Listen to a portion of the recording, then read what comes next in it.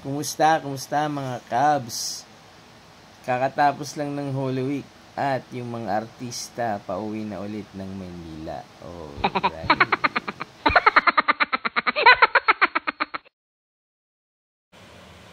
Ayun na nga. At isa namang magandang balita ang aking ibabahagi sa inyo. Sa inyo mga Cubs, sa inyo mga kabiyahe na nanggaling pa sa Mindanao, Visayas at Bicol at sa unahang parte nitong probinsya ng Quezon. No, ito nga ay ang Pagbilao Bypass Road ay buo na. Ibig sabihin, tuloy-tuloy na madadaanan ng mga motoristang papunta ng Maynila. At isa na naman ito sa makakatulong sa pagbilis ng ating biyahe. Ang mga bypass road naman, yun naman talaga ang kanilang pakay, mapabilis at mapagaan ang biyahe ng mga papuntang Maynila. Galing ng Kabisayaan, sa Mindanao, Kabikulan, at yun nga, dulong parte ng Quezon na malapit sa Bicol. At yan ay ang Pagbilao Bypass Road. Kasi nga sa mga hindi nakakanood nitong ng iba kong video, itong ang Pagbilao Bypass Road ay matagal na kalahati lang ang maaring daanan. Yun. At ang ano naman meron ngayon? So ito ngayon, buong buo na nating madadaanan ang kahabaan ng Pagbilao Bypass Road. Ibig sabihin, hindi na tayo dadaan sa mga subdivision, hindi na tayo dadaan sa mga maliit na iskinita pagkatapos ng kalahating bahagi ng bypass road na to ay mabuksan. Alright. So, yung mga tulay ay matitigas na, maaari ng daanan. Ito siguro yung nagpatagal lang masyado sa pagkakasara nitong first half, nitong kalahating bahagi nitong Pagbilao Bypass Road. Kasi nga, pag tulay naman ang gagawin, talagang dapat pulido ang pagkagawa. Kasi nga, para maiwasan ng mga aksidente. Yun naman yun . So, mapapansin natin na malapit nang maging pulido ang daanan ng mga ibang bahagi nitong Pagbilao Bypass Road. Pero pwede ng daanan ng mga maliliit na sasakyan. Kung mapapansin nyo kanina sa ating pagpasok, merong ng mga traffic enforcers o mga kapulisan natin na ginagabayan tayo na maaari na ditong pumasok. So, kung napansin nyo, mga motor at maliliit na sasakyan lamang ang maaring dumaan dito sapagkat hindi pa totally kumpleto ang kahabaan ng Pagbilao Bypass Road. Mapapansin nyo, kulang pa sa mga pailaw at may mga kalsada pang hindi pa buo na nagagawa. Pero pwede na sa ating mga maliliit na sasakyan, sa ating mga motor, at ito'y malaking ginhawa talaga. Sapagkat pag galing ka ng Bicol, alam naman natin yung nararanasan natin doon. Maraming baku-bakung daanan. Mahaba rin ang Quirino Highway, no? Sa kahabaan ng Quirino Highway, talagang ang daming kalsadang hindi pa naaayos na sana'y maayos din. At speaking of bypass roads, shout out nga po pala sa bayan ng San Pablo City. So, lagi po ako nakakaranas ng matinding traffic kahit anumang oras na ako'y mapapadaan dyan kung ako'y pupunta ng Maynila. So, pakiusap naman po at sana sa lalong madaling panahon, mabuo na rin ang inyong Alapminos San Pablo Bypass Road doon.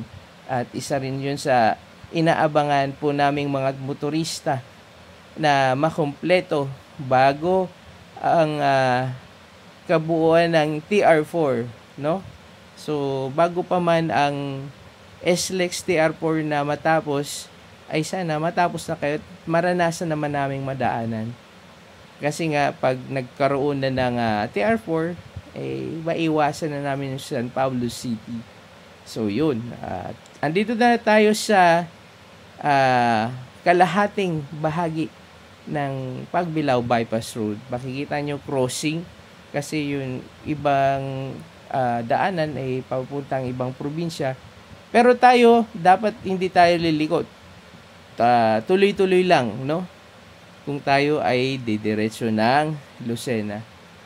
Siya nga pala, ako ay may unang video na ginawa nito. Yung unang video ko naman na ginawa nitong Pagbilao Bypass Road na kumpleto ay ako ay pauwi ng probinsya. Ako ay pauwi ng Bicol. So, ang unang bayan bago ang Pagbilao, kung pauwi ka, kung galing ka ng Maynila, ay Lucena. So, after ng Lucena, ito na, Pagbilao Bypass Road. Doon na, hanapin nyo na sa kanang bahagi yung Pagbilao Bypass Road. Ayun. So, ito, ngayon, pangalawang video ko na feature ko yung Pagbilao Bypass Road ay galing ako ng Bicol. So, pinakita ko sa inyo dalawang anggulo. Ito ay galing ng Bicol. Yung una ay galing ng Lucena. At ganun pa rin, maaliwalas ang biyahe natin nang dumaan tayo dito sa Pagbilao Bypass Road. Yun na nga, kulang pa sa mga pailaw. Meron namang ilaw na, pero okay na yon.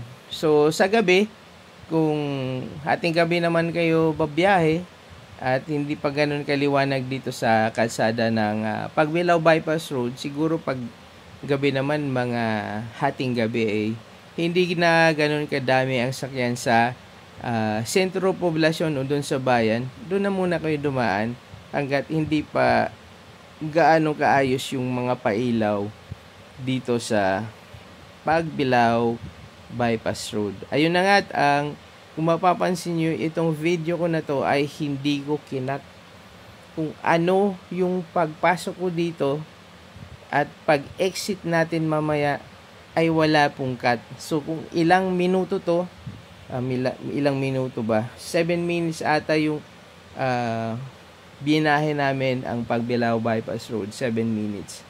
Kung 7 minutes itong kabuuan ng Pagbilao Bypass Road, ilang minutes kaya kung dadaan ka sa bayan, ano?